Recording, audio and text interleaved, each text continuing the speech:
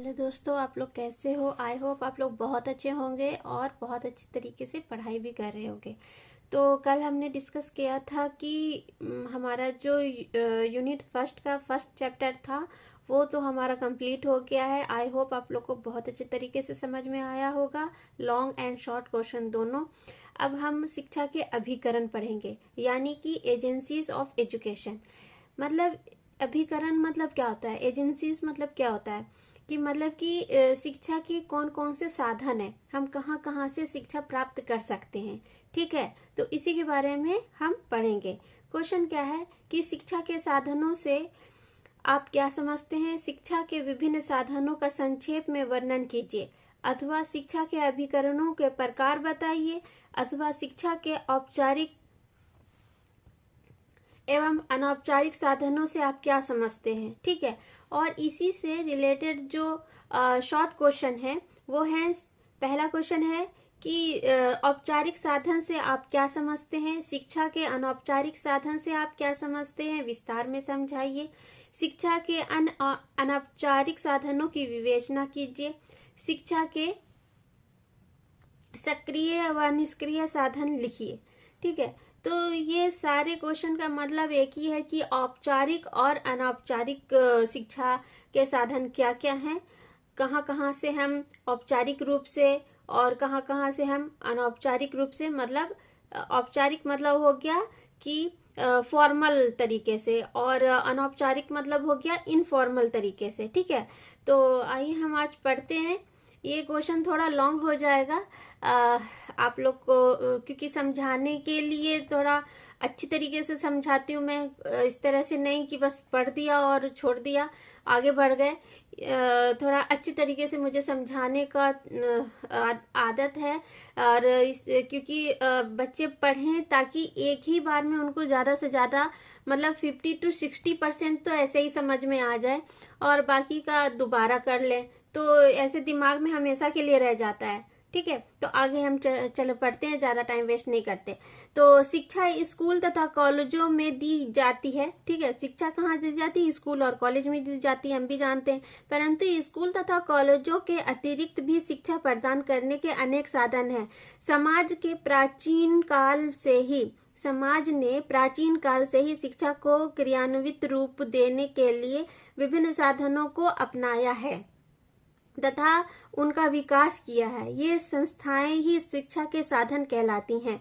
इनके कहने का मतलब यह है कि शिक्षा जो है कि हम स्कूल और कॉलेज से प्राप्त करते हैं, और परंतु शिक्षा स्कूल और कॉलेज के अलावा भी हम और भी जगहों से प्राप्त करते हैं, ज्ञान प्राप्त करते हैं। ठीक है, तो और समाज में जो है कि प्राचीन काल से ही शिक्षा जो है कि स्कूल कॉलेज के अलावा अन्य जगहों से भी, अन्य लोगों से भी, अन्य साधनों से भी प्राप्त किया जाता है, ये मतलब है। रेमंड के अनुसार क्या है, रेमंड के कथानुसार अध्यापक ही केवल शिक्षा नहीं देता, केवल स्कूल तथा कॉलेज ही शिक्षण संस्थाएं नहीं है, वरन ऐसी कई संस्थाएं हैं जिनका प्रभाव शैक्षिक होता है। ठीक है, रेमंड का कहना है कि अध्यापक ही केवल शिक्षा नहीं देता, मतलब टीचर ही केवल शिक्षा नहीं देते हैं, या स्कूल और कॉलेज से ही केवल शिक्षा हम प्राप्त नहीं करते हैं, और भी बहुत से ऐसे संसाधन हैं जिससे हम शिक्षा प्राप्त कर सकते हैं। जैसे हम टीवी न्यूज़ पढ़ते हैं, न्यूज़ देखते हैं, तो जो करंट अफेयर वगैरह आता है, जिससे कि जो है कि सीबीएसई के जो यूपीएससी हुआ या बीपीएससी का जो एग्जाम होता है, उसमें क्या पढ़ा जाता है, करंट अफेयर पढ़ा जाता है, यानी कि न्यूज़। तो हम टीवी को देख करके ही अपने एग्जाम की तैयारी कर सकते हैं। और भी देश दुनिया की सारी जानकारी हमको कहाँ से मिलती है, टीवी से मिलती है, इंटरनेट से मिलती है, आसपास के न्यूज़पेपर से मिलती है। ठीक है, तो ये भी यही इन्हीं सब साधनों को रेमंड का कहना है कि ये सब भी साधन है जहाँ से शिक्षा हम प्राप्त करते हैं। ठीक है, वैसे शाब्दिक अर्थ के अनुसार साधन शब्द अंग्रेजी शब्द एजेंसी का हिंदी रूपांतरण है। एजेंसी का तात्पर्य है एजेंट। ठीक है, एजेंट मतलब एजेंट क्या क्या है। ठीक है, का कार्य है। एजेंट से तात्पर्य उस तत्व, माध्यम, वस्तु या व्यक्ति से है जो कोई कार्य संपादित करता है अथवा प्रभाव डालता है। शिक्षा के साधन का तात्पर्य उस वस्तु, स्थान, तत्व या संस्था से है जो बालक को शिक्षा प्रदान करती है, अर्थात उस पर शैक्षिक प्रभाव डालती है। ठीक है, उस पर क्या डालती है? शैक्षिक प्रभाव डालती है। सर गॉडफ्रे थॉमसन, ठीक है, सर है, सर नहीं है, इसने गलत लिखा यहाँ पे। सर गॉडफ्रे थॉमसन के शब्दों में संपूर्ण वातावरण, व्यवसाय, सार्वजनिक जीवन, आनंद के साधन का विशेष महत्व है। देखो, मतलब वही काम है कि जो एजेंट होता है उसी ये जो अंग्रेजी शब्द शाब्दिक मतलब कि जो एजेंसी शब्द है वो अंग्रेजी शब्द से लिया हुआ है, जिसका हिंदी रूपांतरण क्या होता है? एजेंट। एजेंट ही इसको हिंदी में भी कहते हैं, इंग्लिश में भी एजेंट ही कहते हैं। ठीक है, एजेंसी से बना है एजेंट, और इसीलिए ये जो एजेंट का कार्य होता है ये जो है कि बहुत सारे ये एजेंट क्या करता है कि हर जगह जो है कि शिक्षा का साधन क्या क्या है इसके बारे में हमको बताता है। ठीक है, चाहे वो कोई तत्व हो, माध्यम हो, वस्तु हो या व्यक्ति हो, ये सब और भी बहुत सारे ऐसे तरीके हैं जो एजेंसीज हैं जो शिक्षा, जिससे हमको शिक्षा प्राप्त होती हैं। ठीक है, और ये इन्हीं के शब्दों में जो है कि सर गॉडफ्रे थॉमसन के शब्दों में वातावरण व्यक्ति की शिक्षा का साधन है। जो हमारा जो वातावरण है, आसपास का वातावरण है, वो हमारे शिक्षा का क्या है? साधन है। सिर्फ स्कूल कॉलेज ही नहीं, पूरे वातावरण जहाँ भी हम जाते हैं वहाँ हम कुछ ना कुछ ग्रहण करते हैं, शिक्षा ग्रहण ही करते हैं। ठीक है, तो यही उनका कहना है। किंतु इस वातावरण में कुछ तत्व जैसे घर, स्कूल, चर्च, प्रेस, व्यवसाय, सार्वजनिक जीवन, आनंद के साधन का विशेष महत्व है। लेकिन इनमें से सबसे महत्वपूर्ण क्या होता है? जैसे कि घर में से जैसे बच्चा बॉर्न होता है तो हमको क्या होता है कि छोटे छोटे से चीज को बताया जाता है, ABCD 1 2 3 क ख ग घ। तो और भी बहुत सारे चीज, जैसे कि बड़ों का आदर कैसे करा जाता है, जैसे जैसे बच्चा बड़ा होता जाता है उस तरह से जो है कि उसको शिक्षा, घरेलू शिक्षा दी जाती है। बाहर किस तरह से, किस लोग से किस तरह से मिला जाता है। जैसे जैसे हम बड़े होते हैं उस तरह से हमारे पेरेंट जो है, हमारे घर के बड़े जो हैं, चाहे वो भाई बहन हो, चाहे वो माता पिता हो, चाहे वो घर के कोई भी सदस्य हो, हमको उस तरह का शिक्षा प्राप्त होता रहता है। घर से भी प्राप्त होता है, स्कूल कॉलेज से भी प्राप्त होता है, और जो है कि चर्च है, प्रेस है, प्रेस और जो है कि व्यवसाय के लिए जब हम कोई व्यवसाय करते हैं तो उसके लिए उस व्यवसाय को किस तरह से किया जाता है, किस तरह से हमारा काम बढ़ेगा आगे, उसके लिए भी नॉलेज कैसे मिलती है? आसपास के लोग से जानकारी लेकर के, या इंटरनेट से, या यूट्यूब से, या फिर किसी जो उस चीज में जो पहले से हैं, जिस व्यवसाय में हैं, उससे जाके बातचीत करने से। तो ये हम कहाँ से पूरा अपने जो नॉलेज का विकास कर रहे हैं, शिक्षा प्राप्त कर रहे हैं? आसपास के वातावरण से भी प्राप्त कर रहे हैं। तो और ये सब चीज जो है, उन सब चीजों में सबसे ज्यादा इम्पोर्टेंट ये सब चीज है। ठीक है, अब जो है कि क्या है कि शिक्षा के विभिन्न साधन, ठीक है, various kind of agencies of education, पहला हो गया शिक्षा के विभिन्न साधन क्या क्या है? औपचारिक और अनौपचारिक साधन, यानी कि फॉर्मल और इनफॉर्मल एजेंसीज। शिक्षा के अनौपचारिक साधन, other informal agencies of education. सक्रिय और निष्क्रिय साधन, एक्टिव एंड पैसिव एजेंसीज। अब हम इसके बारे में धीरे धीरे सारे का अच्छी तरीके से पढ़ेंगे, समझेंगे। ठीक है, आई होप आप लोग को यहाँ तक का अच्छी तरीके से समझ में आया होगा। अब हम पढ़ते हैं औपचारिक साधन, ठीक है। औपचारिक साधन में क्या होता है कि फॉर्मल एजेंसीज के अंदर क्या आ जाता है कि वे संस्थाएं जो किसी पूर्ण निश्चित उद्देश्य के अनुसार चलती है, उनके अनुसार, ठीक है, उनके कार्य की कुछ सीमा होती है और जो शिक्षा के संकुचित उद्देश्य की प्राप्ति के साधन मात्र होती है, औपचारिक साधन कहलाती है, ठीक है। औपचारिक साधनों में जानबूझकर विचार पूर्वक शिक्षा प्रदान की जाती है। इस साधन के अंतर्गत शिक्षालय, चर्च, संग्रहालय, पुस्तकालय, आर्ट गैलरीज आदि आती है। ये सभी साधन बालकों को औपचारिक शिक्षा प्रदान करती है, ठीक है। औपचारिक संस्थाओं का निर्माण समाज अपने उद्देश्य की प्राप्ति के लिए करता है। इनकी देखभाल प्रशिक्षित व्यक्तियों द्वारा की जाती है। इन संसाधनों का कार्य समय व स्थान निश्चित योजना के द्वारा ढालने का प्रयास किया जाता है। इनमें शिक्षा की प्रक्रिया सुव्यवस्थित रूप से चलती है। औपचारिक शिक्षा के दोष भी हैं। डॉक्टर वी के अनुसार औपचारिक शिक्षा बड़ी ही सरलता से तुच्छ निर्जीव, अस्पष्ट एवं किताबी बन सकती है।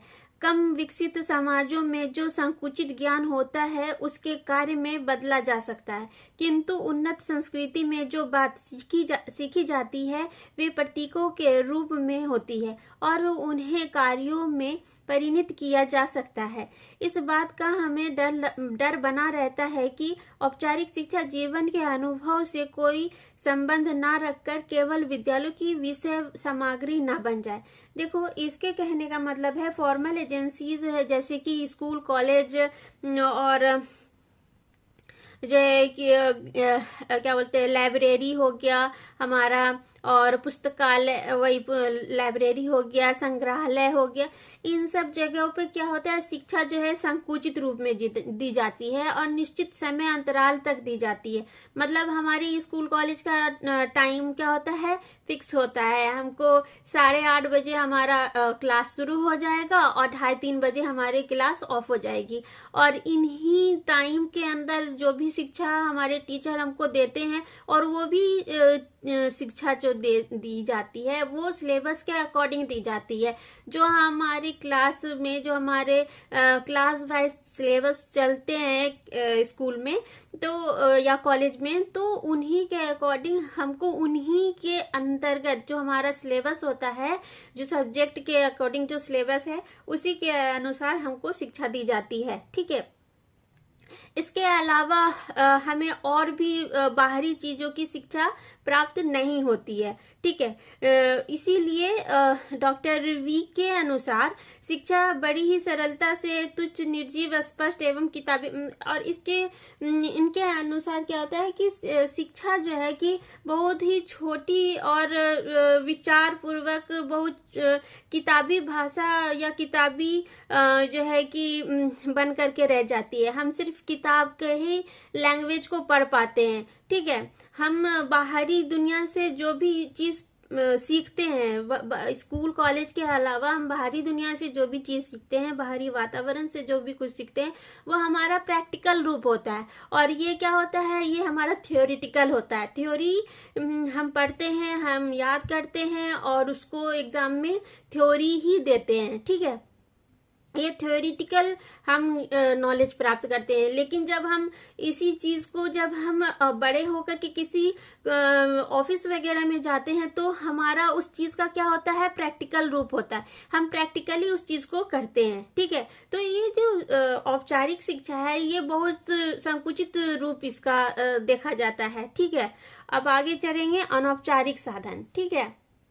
आपको समझ में आ रहा होगा, आई होप बहुत अच्छी तरीके से समझा रही हूँ, धीरे धीरे करके ही लेकिन अच्छी तरीके से। औपचारिक का ही मतलब यही हो गया कि घर, स्कूल में जो भी जितने भी लोग हैं उनको जितनी भी नॉलेज है वो उन्हीं तक शिक्षा देंगे।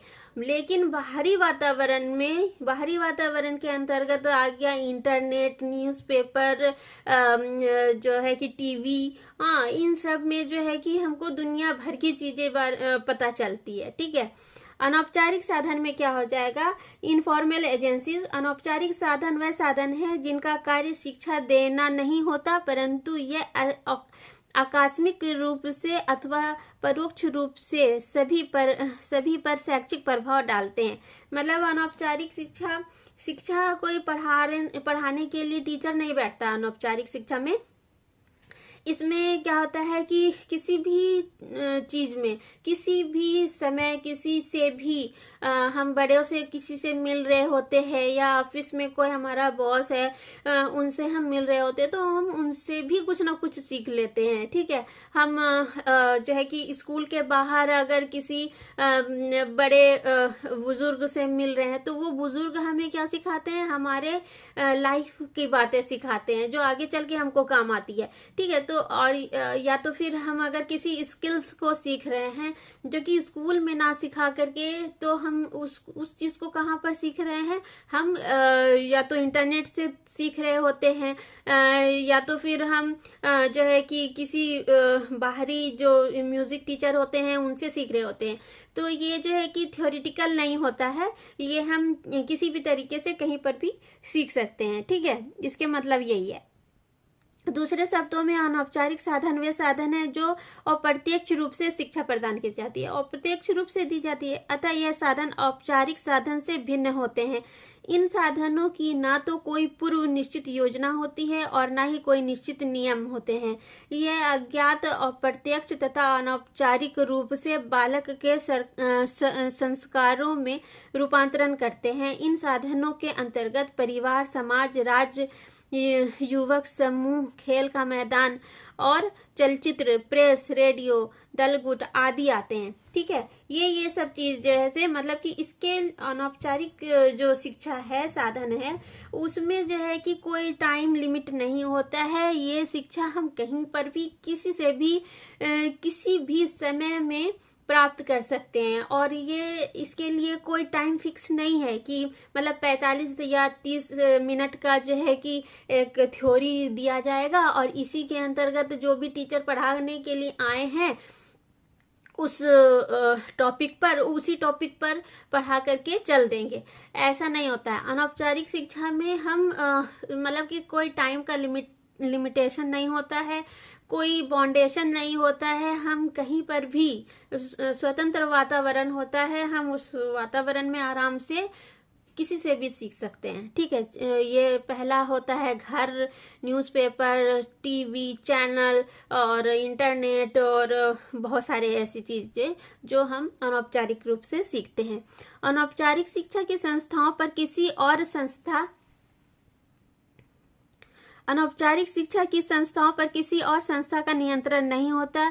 ये बंधन मुक्त होते हैं, इनका विकास स्वाभाविक रूप से होता है, इनकी शिक्षा सरल, स्वाभाविक तथा आडंबर विहीन होती है। इनके द्वारा बालक वास्तविक जीवन की शिक्षा प्राप्त करते हैं और उनका स्वाभाविक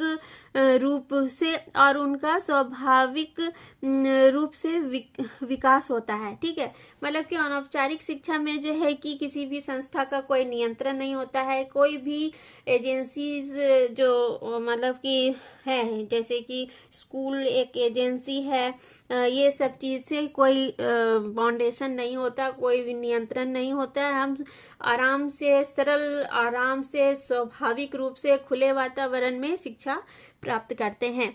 ठीक है, और इससे हमारा जो है कि पर्सनैलिटी डेवलप होता है, हमारे ब्रेन का विकास होता है, हमारे खुद के विचार लेने की जो कैपेसिटी है, मतलब हमारे डिसीजन का जो है वो लेवल बढ़ता है। ठीक है, अगर हम किसी ऐसे टाइम में जब हमको अपने लाइफ के लिए बहुत सही डिसीजन लेना होता है, तो हम कहाँ जाते हैं, हम स्कूल कॉलेज में उस चीज का पढ़ाई थोड़ी ना करते हैं। हम क्या करते हैं, हम या तो किसी अपने बड़े से पूछते हैं, अपने घर परिवार से पूछते हैं कि हम आगे चल करके क्या करें, और या तो फिर हम अपने जो भी अच्छे फ्रेंड हैं, दोस्त हैं, उनसे पूछते हैं, या फिर हम ये जो है कि क्या बोलते हैं, टीवी है, इंटरनेट है, उससे अगर हम देखते हैं कि हमारा इस नॉलेज किस चीज में बढ़ रहा है, हमारा स्किल्स, हमारा इंटरेस्ट किस चीज में है, तो हम उसी चीज को करते हैं। तो ये सब चीज होता है, इससे हमारा पर्सनैलिटी डेवलप होता है, हम अपने लिए सोच विचारने का जो शक्ति होता है वो बढ़ता है। ठीक है, अब है कि डीवी अनौपचारिक साधनों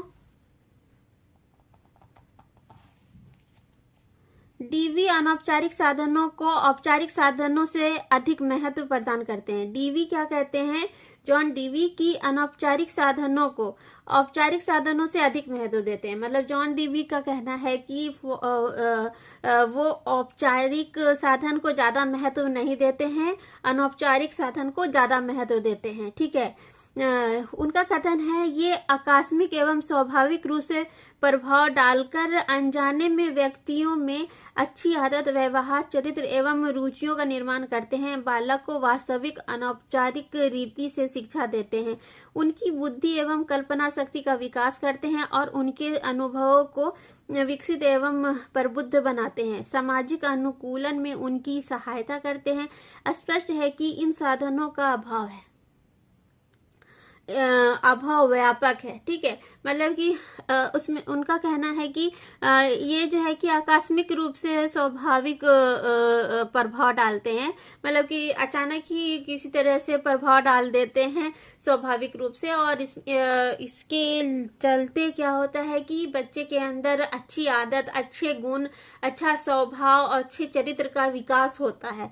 ठीक है, जो कि एक आम इंसान के लिए, एक अच्छे इंसान के लिए, आम इंसान के लिए बहुत ही जरूरी होता है कि वो अपने अंदर अच्छा आदत, अच्छा व्यवहार और अच्छा चरित्र का निर्माण रखे, उसके अंदर की रुचियों का निर्माण हो। जैसा कि अभी ने कहा कि इंसान हमें उसके अंदर का जो इंटरेस्ट है वो तभी जान पाता है जब वो किसी चीज में लगता है।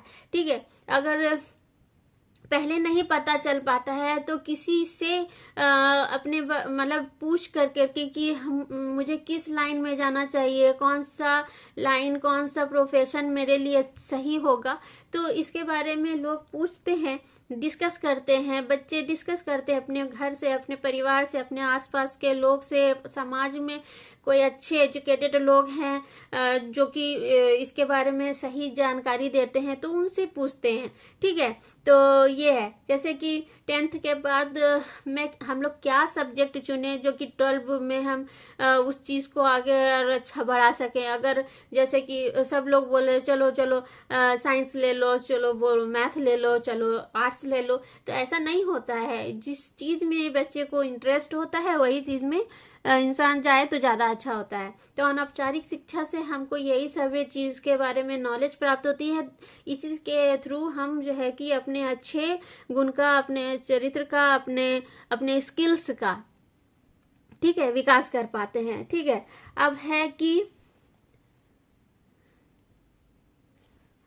औपचारिक शिक्षा के अनेक गुणों के होते हुए भी कुछ दोष हैं। मतलब अनौपचारिक शिक्षा के तो बहुत सारे अनेक गुण हैं, लेकिन इसमें भी कुछ दोष है। क्या दोष है कि अनौपचारिक शिक्षा किसी पूर्व निश्चित योजना के अनुसार नहीं चलती, इसलिए इसमें समय और प्रयासों का अपव्यय होता है।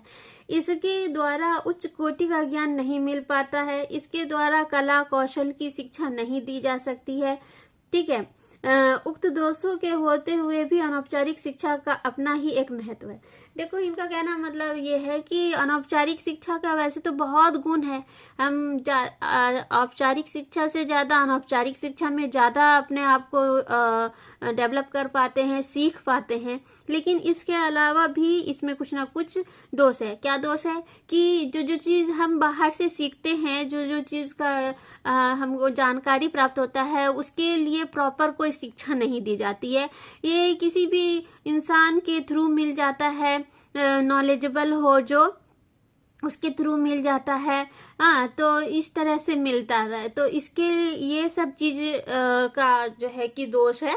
लेकिन फिर भी अनौपचारिक शिक्षा का अपना ही एक महत्व होता है, क्योंकि वो जो है कि हमारे अंदर के गुण को ज्यादा अच्छे तरीके से निखार सकता है। ठीक है, हमारी योग्यता, हमारे अंदर का जो गुण है, रुचि है, उसको दूसरे ही लोग देख करके ज्यादा अच्छे तरीके से समझ सकते हैं। या अगर हम जान रहे कि मेरे अंदर सिंगिंग का टैलेंट है, ठीक है, तो हम कहाँ जाएंगे? हम म्यूजिक टीचर के पास जाएंगे। ठीक है, तो ये सब चीज होता है। ठीक है, अब है कि शिक्षा के अनौपचारिक साधन कौन कौन से हैं। तो अनौपचारिक साधन, शिक्षा के अनौपचारिक साधन यानी कि other informal agencies of education क्या है कि शिक्षा के कुछ अनौपचारिक साधन है, इसकी जानकारी करना आवश्यक है तथा हम यहाँ पर शिक्षा के अनौपचारिक साधनों पर विचार करेंगे। यह साधन निम्नलिखित हैं। क्या क्या है? अनौपचारिक साधन और भी है। ठीक है, अब ये इसके बारे में हम पढ़ेंगे, जानेंगे। क्या है? समाचार पत्र और पत्रिकाएं। जैसा कि पहले ही भी कहा था कि समाचार पत्र से, टीवी चैनल से, इंटरनेट से, यह सब चीज जो है कि शिक्षा के अदर इनफॉर्मल एजेंसीज हैं। ठीक है, तो न्यूज़पेपर एंड मैगजीन। अनौपचारिक साधनों में समाचार पत्रों की शिक्षा देने की क्षमता स्वयं सिद्ध है। दैनिक समाचार पत्र व्यक्ति तथा समाज का नित्य शिक्षक है। देश विदेश की विभिन्न आर्थिक, सामाजिक और राजनीतिक क्षेत्रों में क्या हो रहा है, इसका ज्ञान हमें समाचार पत्रों से प्राप्त होता है। समाचार पत्रों की उत्तम कहानियां, निबंध, साहित्यिक समीक्षा एवं लेख भी होते हैं। इन्हें पढ़कर व्यक्ति बहुत से विषयों, बातों की शिक्षा प्राप्त करते हैं और विचार विश्लेषण द्वारा अपने निष्कर्ष निकालते हैं। व्यापारियों को वस्तुओं के भाव मूल्य मालूम होते हैं। खिलाड़ियों को अपनी रुचि के खेलों के संबंध में ज्ञान मिलता है।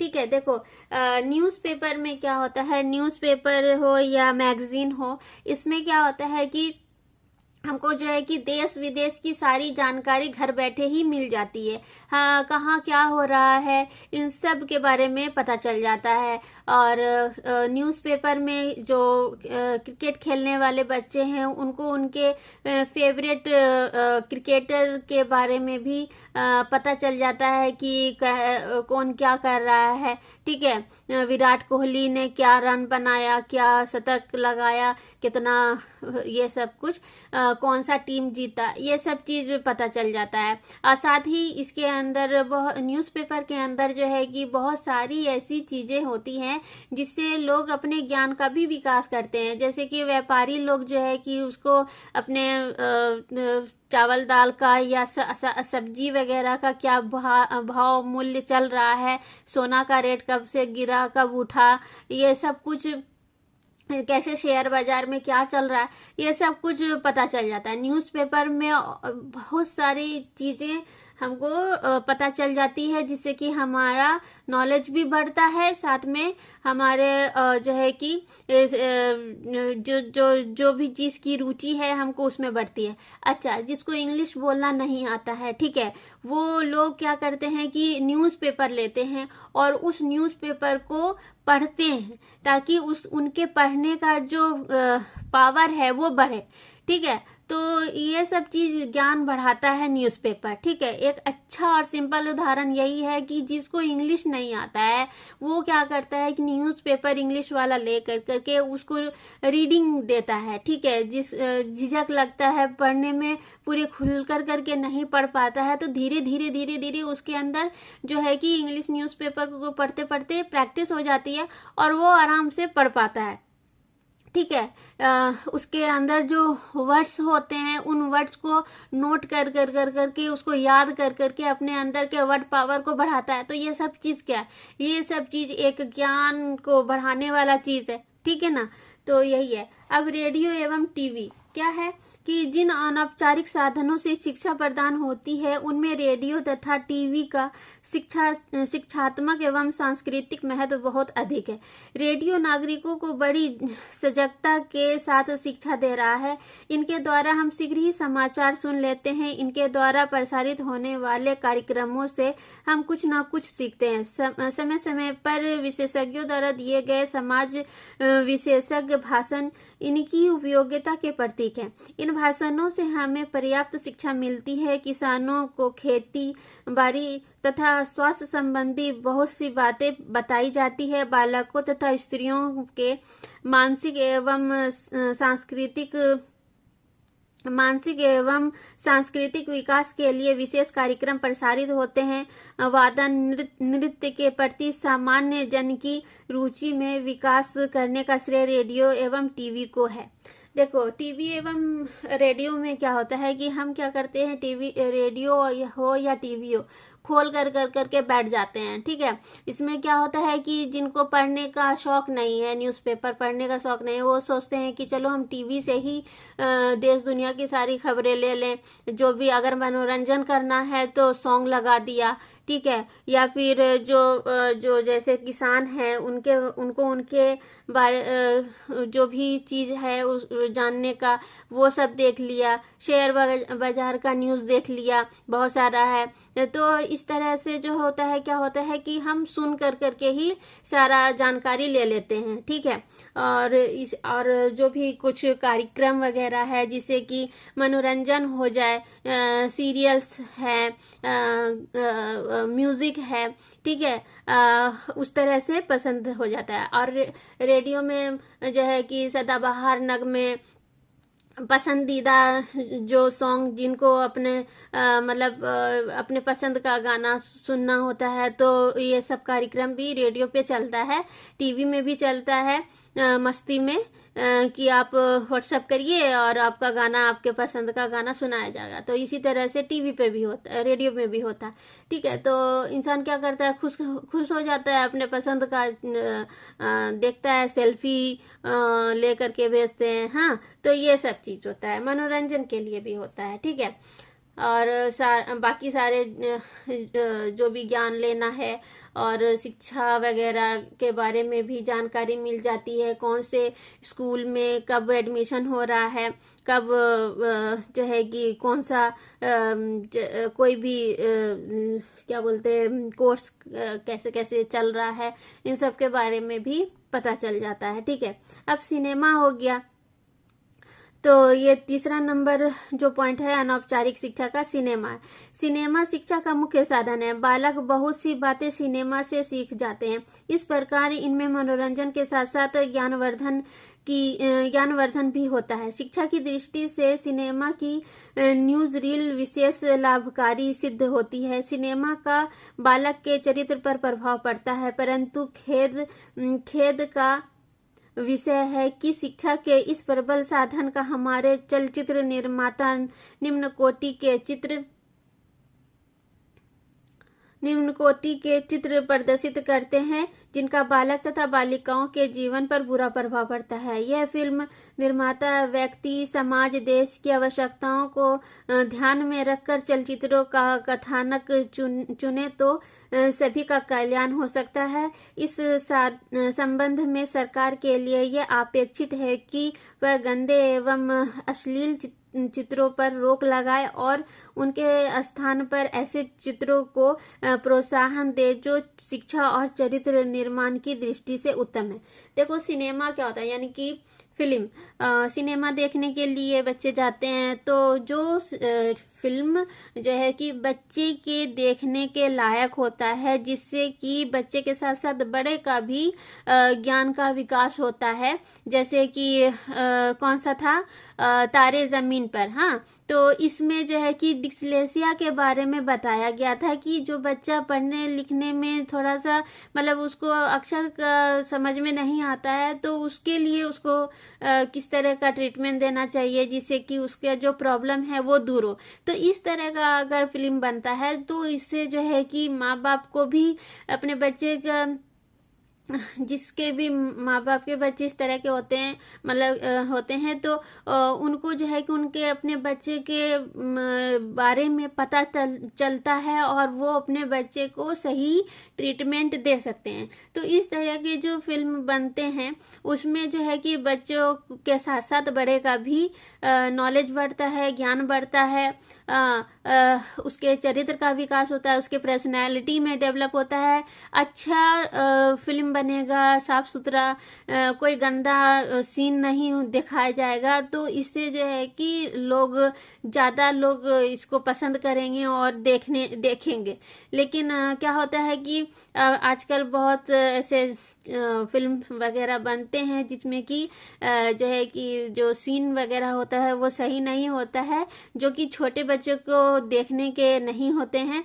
इससे जो है कि बच्चे का ज्ञान तो विकसित नहीं होता है, बल्कि गंदी चीज़ें बच्चे सीख जाते हैं। ठीक है, तो इस तरह की फिल्म में जो होना चाहिए कि सरकार को रोक लगा देना चाहिए कि इस तरह का से फिल्म वगैरह ना बने, अच्छा बने, साफ सुथरा बने, जो कि सामाजिक फिल्म, जिसको कि पहले कहा जाता था कि सामाजिक फिल्म बनता था तो सब परिवार के लोग एक साथ मिल करके देखते थे। तो इस तरह के जो फिल्म बनेंगे तो हमारे पूरे फैमिली के साथ हम देखेंगे, तो उससे क्या होता है कि फैमिली का बॉन्डिंग भी मजबूत होता है। हाँ, ऐसे क्या होता है कि इस तरह का जो अश्लील फिल्म वगैरह बनता है तो इसमें जो है कि क्या होता है कि अकेले अकेले देखना पड़ जाता है, जिससे कि क्या होता है कि नहीं विकसित नहीं होता है, दिमाग विकास नहीं होता है। ठीक है, तो इस पर रोक लगाना चाहिए सरकार को। ये अब जो है कि नाटक हो गया, नाटक में क्या हो जाएगा कि शिक्षा के अनौपचारिक साधनों में नाटक हमारे जीवन एवं चरित्र पर प्रभाव डालते हैं। इनमें हमें अनेक शिक्षाएं मिलती है। यह हमारी केवल कल्पना शक्ति का ही विकास नहीं करते, वरन ये बोलचाल में प्रशिक्षित करते हैं। ये पाठ्यक्रम को बहुत सी कड़वी बातें बड़ी सरलता से बालकों तक पहुंचा देते हैं। समाज में फैली हुई बुराइयों तथा सामाजिक, आर्थिक एवं राजनीतिक विकास के नाटकों का प्रदर्शन लाभदायक होता है। ठीक है, लाभदायक होता है। बालकों के सर्वांगीण विकास के लिए नाटक बहुत जरूरी है। इससे शिक्षा के साथ साथ मनोरंजन भी होता है। इनके शैक्षिक महत्व को देखते हुए कुछ शिक्षा शास्त्रियों ने इसके अध्ययन क्लब खोलकर अच्छे शिक्षाप्रद नाटकों के प्रदर्शन किए। नाटकों का प्रभाव बुरा भी होता है, इसलिए अश्लील तथा काम वासना को उत्तेजित करने वाले नाटकों को प्रदर्शित नहीं करना चाहिए। देखो, नाटक यानी कि ड्रामा, जो कभी कभी क्या होता है कि जो नाटक लिखने वाला होता है, ठीक है, एक तो जो भी कैरेक्टर वो लिख रहा है किस तरह का बनेगा, उस तरह को उस चीज को सोच करके जो कि एक समाज में एक मैसेज जाए, ठीक है, उस तरह का नाटक बनाना। तो उससे क्या होता है कि एक तो उसके सोचने समझने का भी कैपेसिटी बढ़ता है। हाँ, दूसरा जो इस नाटक को कर रहा है तो उसके अंदर भी उस चीज को, उसके उस कैरेक्टर में इंसान घुसता है, तभी वो उस तरह का नाटक, उस तरह का एक्टिंग कर पाता है। ठीक है, तो और कैरेक्टर में आएगा तो इसका मतलब कि उसके अंदर का जो चरित्र होगा, जो भी उसकी योग्यता होगी वो बढ़ेगी। ठीक है, उसके अंदर एक गुण विकसित होगा। जिसको भी एक्टिंग करने का शौक है तो वो इस लाइन में जा सकता है। ठीक है, तो इसे भी नॉलेज बढ़ता है। लेकिन क्या होता है कि कभी कभी कुछ अश्लील नाटक भी बन जाता है, जिस पर जो कि इस तरह का नाटक नहीं बनना चाहिए। ठीक है, अब क्या है, धर्म है।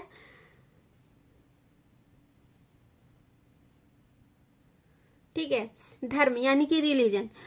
बालक की शिक्षा में जहाँ समाज के अन्य संगठनों का शिक्षा के अनौपचारिक साधन के रूप में महत्व है, वहाँ उनके मध्य धर्म तथा धार्मिक संस्थाओं का भी अपना एक स्थान है। इस संबंध में हमारे लिए यह जानना आवश्यक नहीं है कि धार्मिक शिक्षा होनी चाहिए अथवा नहीं, और धर्म से हम कुछ सीखते रहते हैं और धर्म से हम कुछ सीखते रहते हैं। धार्मिक संस्थानों जैसे मंदिर, मस्जिद, धार्मिक कार्यों, धार्मिक यात्राओं, धार्मिक उत्सवों आदि से हमें शिक्षा मिलती है। प्राचीन काल में तो धर्म एवं धार्मिक संगठन औपचारिक रूप से शिक्षा प्रदान करते थे, परंतु आज स्थिति बदल गई है।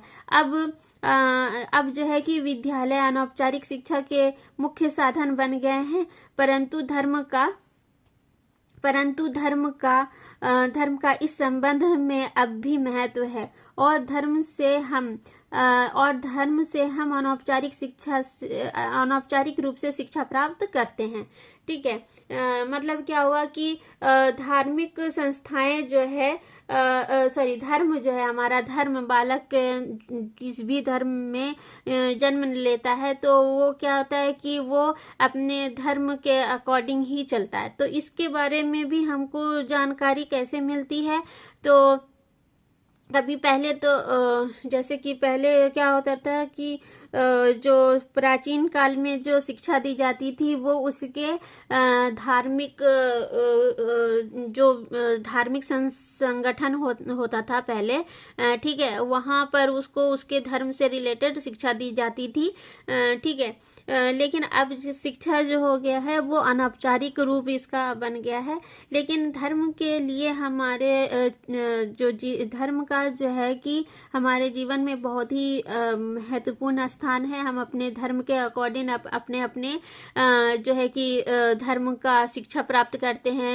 अगर कोई हिंदू है तो अपने धर्म के अकॉर्डिंग उसकी जो भी संस्कृति होगी उसके बारे में जानेगा। कोई मुस्लिम है तो वो अपने धर्म के अकॉर्डिंग अपने जो है कि मजहब के बारे में जानेगा, अपने जो भी उसके धर्म में चलता है वो उसके बारे में जानेगा। ठीक है, तो ये भी क्या था, छोटा बच्चा जब जन्म लेता है तो उसको तो उसके धर्म जात के बारे में कुछ पता नहीं होता है, लेकिन जो जिस परिवार में जन्म लेता है वो उस परिवार को पता चल जाता है कि ये हिंदू परिवार में जन्म लिया है या मुस्लिम में या सिख में, ईसाई में, किस इसमें लिया है। ठीक है, तो इस तरह से उसको उसके बारे में उसके परिवार से पता चलता है। वो शिक्षा भी उसकी जो संस्कृति है, जो भी उसकी धार्मिक जानकारी दी जाती है उसको उसके घर से दी जाती है। ठीक है, तो ये होता है धर्म। उसके बाद फिर समाज कल्याण केंद्र आदि। ठीक है, तो समाज कल्याण केंद्र यानी कि सोशल वेलफेयर सेंटर ETC। शिक्षा की कुछ ऐसी भी अनौपचारिक एजेंसियां हैं जिन्हें ब्राउन महोदय ने शिक्षा के अव्यावसायिक साधनों यानी कि नॉन कमर्शियल एजेंसीज के अंतर्गत रखा है। ठीक है, मतलब कि जो ब्राउन महोदय हैं वो शिक्षा को जो अनौपचारिक साधन है उसको कुछ ऐसे कैटेगरी में रखा है जो कि समाज का कल्याण करता है। ठीक है, तो इनमें समाज कल्याण केंद्र, युवक दल, स्काउटिंग की गणना की जाती है। इसमें कौन कौन होता है? समाज कल्याण केंद्र, समाज सेवक लोग जो होता है तो वो लोग भी समाज के सुधार के लिए एक समाज सेवा केंद्र बनाया है। ठीक है, जिसमें कि समाज के लोगों में कौन कौन सी समस्याएं हैं उसके बारे में जानता है, जान करके उसके समस्या का समाधान करने के लिए इस तरह के कार्यक्रम चलाता है। ठीक है, तो ये हो गया। फिर साथ में जो स्त्रियां हैं, इन स्त्रियों के लिए भी कि जो भी अपने परिवार से, समाज से पीड़ित हैं उनके लिए भी जो है कि इस समाज कल्याण केंद्र में जो है कि स्त्री लोगों के लिए भी एक जो है कि इस तरह का समाज सेवा बनाया गया है। ठीक है, तो ये सब जो एजेंसियां हैं ये अनौपचारिक साधन के जो है कि अलग से एक साधन है। ठीक है, ये है अनौपचारिक ही, लेकिन इसको एक अलग कैटेगरी में रखा गया है। ठीक है, ठीक है। उसके बाद फिर सामुदायिक विकास योजना के अंतर्गत समाज कल्याण केंद्रों तथा समाज शिक्षा केंद्रों की गांव एवं शहरों में स्थापना की गई है। इसके कार्य एवं क्रियाओं में भाग लेने से भाग लेने से व्यक्ति इनके द्वारा अनौपचारिक रूप से शिक्षा ग्रहण करते हैं। इस प्रकार युवक दलों से बालक स्काउटिंग से और बालिकाएं गर्ल मॉडलिंग शिक्षा ग्रहण करती है।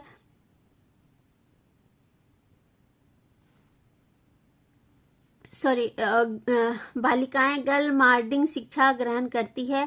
कारखानों में काम करने वाले कारीगर व्यावसायिक उद्योग धंधों में कार्य करके अपने अपने व्यवसाय संबंधी अपना ज्ञान तथा अपनी कार्यकुशलता बढ़ाते हैं। ठीक है, मतलब कि इनके कहने का है कि जो गांव में शहर में जो है कि गांव और शहरों में जहां जहां पर भी शिक्षा की कमी है, वहां पर जो ये इस तरह के जो एजेंसीज के लोग हैं, जो समाज कल्याण के लोग हैं, वो जो है कि उन तक इस तरह की शिक्षाएं देते हैं। ठीक है, जैसे कि अभी जो समाज कल्याण के लिए वो बहुत सारे ऐसे जो है कि नियम बनाए गए हैं, क्या बोलते हैं, एजेंसीज लागू करी गई है, जिससे कि गांव-गांव में अब जो है कि स्त्रियों के लिए हो या घरेलू उद्योग धंधे, ये सब चीज का भी शिक्षा दिया जा रहा है। ठीक है, इससे जो है कि व्यक्ति और स्त्रियां, पुरुष और स्त्री दोनों का ही विकास हो रहा है। और इससे जो है कि अब जब इस तरह की संस्थाएं समाज कल्याण का काम करेंगी तो इससे क्या होगा, हमारा समाज विकसित होगा और उद्योग धंधों का भी विकास होगा, और जिससे कि हमारे जो देश में जो है कि पूंजी की कमी है, पैसे की जो कमी है, लोग बहुत ज़्यादातर गरीब लोग हैं, उनके लिए व्यवसाय का भी उपयोग किया गया है। छोटे अमाउंट से अब बहुत अच्छे उद्योग धंधे शुरू किए जाते हैं, और इसके बारे में जानकारी यही समाज कल्याण के लोग देते हैं। ठीक है, तो जिससे कि घर बैठे भी बहुत सारी स्त्रियों को घर बैठे ही जो है कि व्यवसाय मिल जाता है और अच्छी इनकम भी होने लगती है। ठीक है, तो ये है। अब है कि पुस्तकालय एवं वाचनालय, यानी कि लाइब्रेरी एंड रीडिंग रूम। पुस्तकालय एवं वाचनालय अपने सदपरिणामों के कारण अनौपचारिक शिक्षा के लोकप्रिय साधन है। इनकी लोकप्रियता इस बात से परिलक्षित होती है कि आज कोई भी शिक्षा संस्था ऐसी नहीं है जहां पुस्तकालय एवं वाचनालय हो। विद्यालयों के अतिरिक्त मोहल्लों, कस्बों आदि के ज्ञानवर्धन के हेतु नगर निगम, जिला परिषद, नगर पालिका, धनी एवं सामाजिक व्यक्तियों ने सार्वजनिक पुस्तकालयों एवं वाचनालयों की स्थापना की। पुस्तकालय एवं वाचनालय अनेक विषयों की पुस्तकों एवं पत्रिकाओं, कोशों, विशाल संदर्भ ग्रंथों की व्याख्या करके जन्मात्र का ज्ञानवर्धन करते हैं।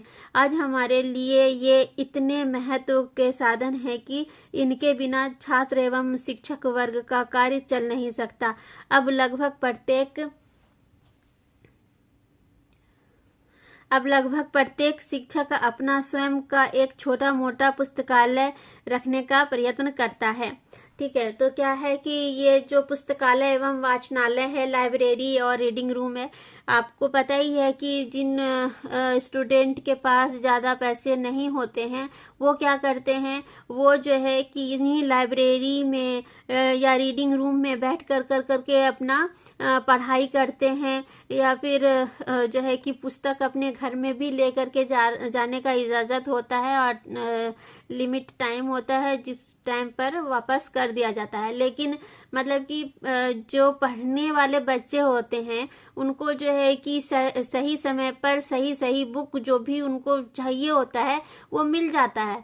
ठीक है, या तो वो लाइब्रेरी में ही बैठ करके पढ़ लेते हैं, नोट बना लेते हैं, नोट्स को अच्छी तरीके से बना करके रख लेते हैं, या फिर घर में जा करके अपने उस बुक से रीड करते हैं। जैसे कि मैंने भी करा था बीएड में, लाइब्रेरी से बुक लेकर कर करके बहुत अच्छे अच्छे बुक हो जाते हैं, वहाँ पर मिल जाते हैं। वहाँ पर उन बुक को लेकर करके जो है कि अपना नोट्स बना लेती थी और फिर टाइम पर वापस कर देती थी। तो इस तरह से होता है, जो कि एक अच्छा और बहुत अच्छा साधन है।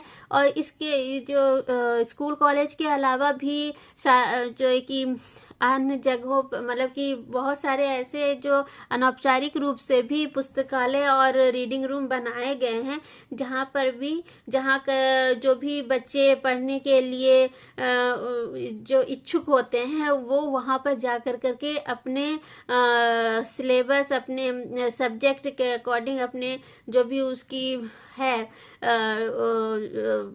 पढ़ने वाला सब्जेक्ट जो भी है उससे रिलेटेड वो बुक लेकर कर करके पढ़ लेते हैं। चाहे वो वहीं पर बैठ करके पढ़ ले या फिर बुक घर पर लेकर के जाएं, लेकिन टाइम पर वापस कर दिया जाता है। लेकिन इससे क्या होता है कि इससे जो है कि उनको पढ़ने में कोई रुकावट नहीं आती है।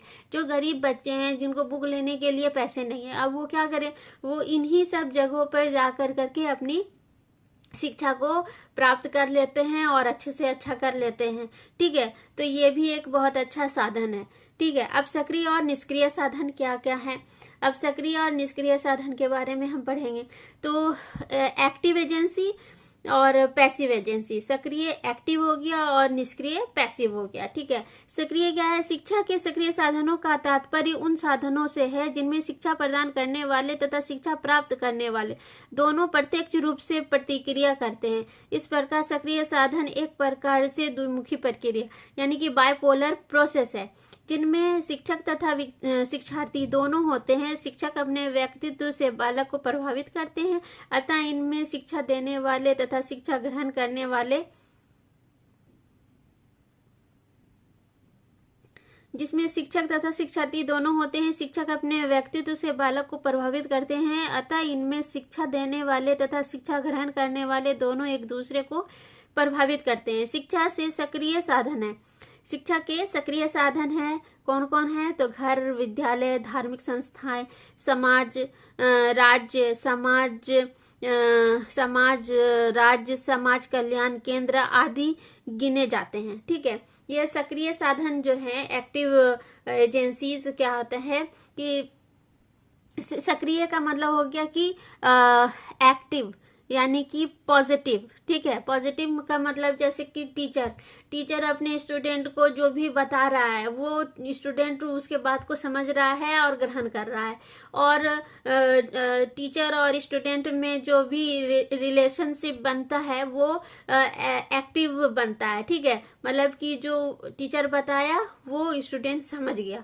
ठीक है, तो ये एक्टिव हो गया। ठीक है, और इसी तरह से जो है कि ये सारी जो एजेंसी, इसको क्या कहा गया, इस तरह के प्रोसेस को बाइपोलर प्रोसेस कहा गया। ठीक है, इसमें घर भी आ जाता है, विद्यालय भी आ जाता है, धार्मिक संस्थाएं, समाज कल्याण, राज्य, ये सभी आ जाते हैं। जिससे कि क्या होता है कि एक व्यक्ति अगर दूसरे को कुछ दे रहा है तो दूसरा व्यक्ति भी उसके बदले में उसको कुछ दे रहा है। मतलब कि टीचर अगर स्टूडेंट को पढ़ा रहा है तो स्टूडेंट उस चीज को समझ करके, उस चीज को ग्रहण कर करके आगे बढ़ रहा है, जिससे कि टीचर को ये लग रहा है कि हाँ भाई जो भी मैंने पढ़ाया, जैसे कि अभी आपको जो भी इस अनौपचारिक और औपचारिक शिक्षा के बारे में जो भी बताया, जो भी एजेंसीज हैं अनौपचारिक साधन के और औपचारिक साधन के, वो सब जो चीज थी, वो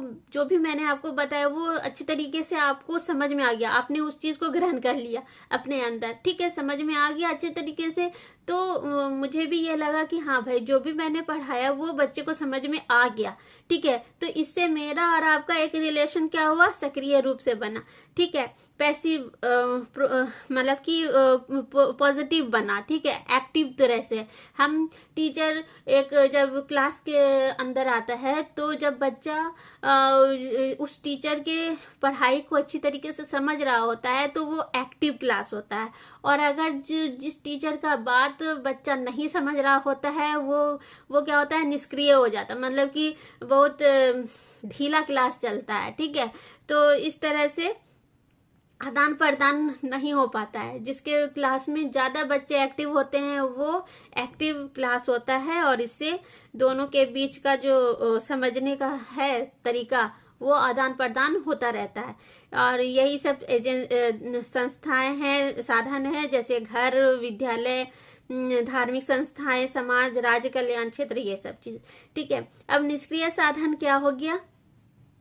निष्क्रिय साधन है, जैसे कि निष्क्रिय साधन वह साधन है जिसमें क्रिया एवं प्रतिक्रिया का कोई साधन नहीं होता। वह साधन सीखने वालों को तो प्रभावित करते हैं, लेकिन स्वयं पर इन सीखने वालों का कोई प्रभाव नहीं पड़ता है। जैसे रेडियो सुनने वालों को प्रभावित करता है, लेकिन सुनने वालों का उस पर कोई प्रभाव नहीं पड़ता। इस प्रकार निष्क्रिय साधनों में एक पक्ष सक्रिय रहता है और दूसरा निष्क्रिय। रेडियो, प्रेस, टेलीविजन, चलचित्र, समाचार पत्र आदि निष्क्रिय साधनों के उदाहरण है। मतलब निष्क्रिय साधन का मतलब हो गया जैसे रेडियो, टेलीविजन और प्रेस और चलचित्र, समाचार पत्र में क्या हो गया कि मतलब ये सब चीज तो हम जो देख रहे हैं लोग, जैसे कि हम टीवी देख रहे हैं, न्यूज़पेपर पढ़ रहे हैं, तो हम तो उसे ज्ञान ले रहे हैं, लेकिन हमसे तो वो ज्ञान कुछ ले नहीं रहे। ठीक, तो ये क्या हो गया? ये निष्क्रिय हो गया। सक्रिय में होता है कि दोनों एक दूसरे से अपने ज्ञान का आदान प्रदान करते हैं, और निष्क्रिय में क्या होगा कि एक ही तरफ से सक्रिय होता है लोग, दूसरी तरफ से क्या होता है? निष्क्रिय होता है। टीवी हम देख रहे हैं, ना कि टीवी हमको देख रहा है। ठीक, तो न्यूज़पेपर हम पढ़ रहे हैं, ना कि न्यूज़पेपर हमको पढ़ रहा है। ठीक, तो इस तरह से जो है कि ये निष्क्रिय साधन है। ठीक, तो आई होप आप लोगों को ये क्वेश्चन अच्छे से तरीके से समझ में आया होगा। बहुत लॉन्ग हो गया है क्योंकि ये क्वेश्चन ही बहुत लॉन्ग था, वीडियो भी बहुत लंबा हो गया है। तो आई होप लेकिन आप लोगों को बहुत अच्छे तरीके से समझ में आया होगा औपचारिक साधन और अनौपचारिक साधन क्या है। ठीक है, औपचारिक साधन में बस वही हो गया स्कूल और उसमें लिमिट, टाइम टेबल और ये वो। और अनौपचारिक साधन में जैसे कि टेलीविजन, समाचार पत्र, रेडियो और चलचित्र, नाटक और क्या बोलते हैं पुस्तकालय और लाइब्रेरी और धर्म, अपने रिलीजन के बारे में जानना। ठीक है, समाज कल्याण के लोग, ये सब चीज हो गया। फिर इसी के बीच जो सक्रिय और निष्क्रिय हो गया। सक्रिय में हो जाएगा कि जो एक्टिव है, जिससे कि हम दोनों एक दूसरे के ज्ञान का आदान प्रदान कर रहे हैं। जैसे कि क्लासरूम में होता है कि टीचर बच्चे को पढ़ा रहे हैं, तो टीचर को कैसे समझ में आ रहा है कि हाँ वो मेरे बात समझ में आ रहा है। टीचर बच्चों से क्वेश्चन करता है। ठीक है, क्वेश्चन करता है कि अगर वो बच्चा समझ रहा हो तो उसका जवाब वो तुरंत दे देगा, और अगर नहीं समझ रहा है तो वो निष्क्रिय क्लास है। ठीक है, उसी तरह से निष्क्रिय साधन क्लास में भी होता है, और ये सब चीज भी साधन है, जैसे कि रेडियो, प्रेस, टेलीविजन और टीवी, समाचार पत्र, जिसको कि हम तो देख रहे हैं, हम तो उसके बारे में पूरी जानकारी ले रहे हैं उससे। ठीक है, लेकिन वो लोग जो समाचार पत्र है तो वो तो हमसे कोई जानकारी नहीं ले रहा, तो ये निष्क्रिय हो गया। तो आई होप ये जो शॉर्ट में मैंने समझाया ये भी आपको समझ में आ गया होगा, और भी अच्छे तरीके से समझ में आ जाएगा जब इसको आप रिपीट तरीके से सुन लेंगे। ठीक है, तो यहाँ तक ही आज रहेगा वीडियो, बहुत लंबा हो गया है, कोई बात नहीं। अच्छी तरीके से पढ़ाने के लिए आई हूँ। पढ़ाने का मतलब ये होता है कि अच्छे तरीके से समझ में आए बच्चों को। आई होप आप लोगों को अच्छे तरीके से समझ में आ रहा होगा। आप मेरे चैनल को सब्सक्राइब कीजिए, अच्छा लगे तो ही सब्सक्राइब कीजिए, वरना ना करिए। ठीक है, तो इस तरह से आप चैनल को सब्सक्राइब कीजिए अगर अच्छा लग रहा है, और शेयर भी कीजिए और लाइक भी दीजिए, कमेंट कीजिए। ठीक है, तो अभी के लिए बाय बाय। अपना बहुत बहुत ख्याल रखिए और पढ़िए, बहुत एग्जाम नज़दीक है। अपना ध्यान रखिए, अपने परिवार का ध्यान रखिए। ठंड बहुत ज़्यादा है, रोज कह रही हूँ, ध्यान रखिए अपना। ठीक है, बाय बाय।